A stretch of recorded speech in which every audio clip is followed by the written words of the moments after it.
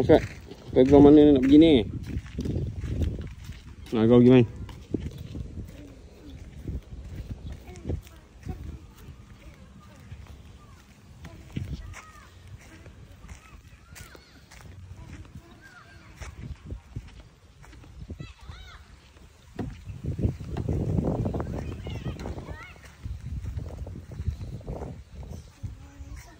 Ya.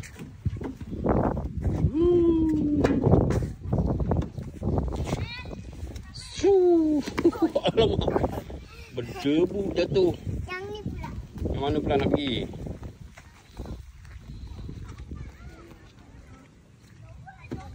Masuk ke mana tu? Ha. Situ pula.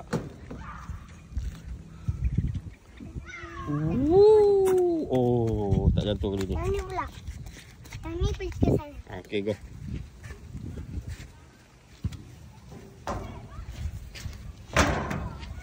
Lepas tu pergi ke mana?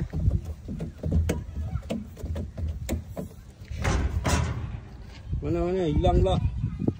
Oh, kat situ. Turun. Tapi situ. Nah, tu you kena jalan atas dia. Ha, imbang badan. Cuba lagi.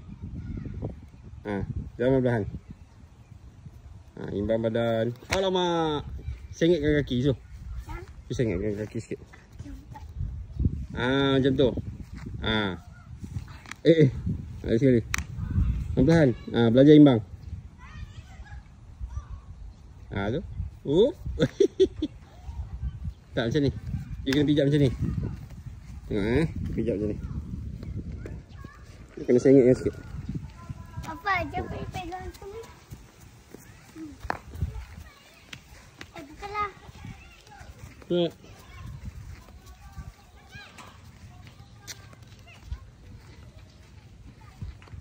Oh, jadi nak pergi pegang sebelah boleh? Pergilah Isa.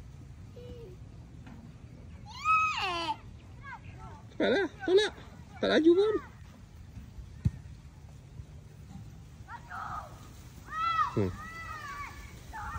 Kau pegang pergi yang warna merah pula. Warna merah pula. Oh, semua nak try.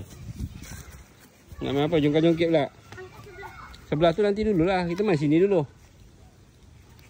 Warna merah. Lepas habis warna merah dengan putih tu kita pergi sebelah yelah.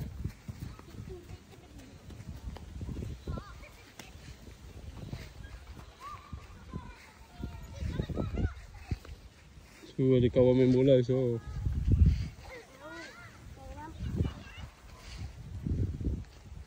Kuat sikit. Nak apa tolong tak? Ini warna merah. Ini warna purple. Apa purple pula? Light purple. Pink purple.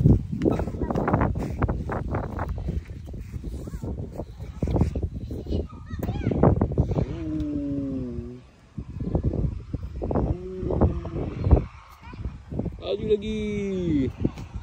Laju lagi. Laju lagi. Yang lain pula sebelah. Sebelah mana?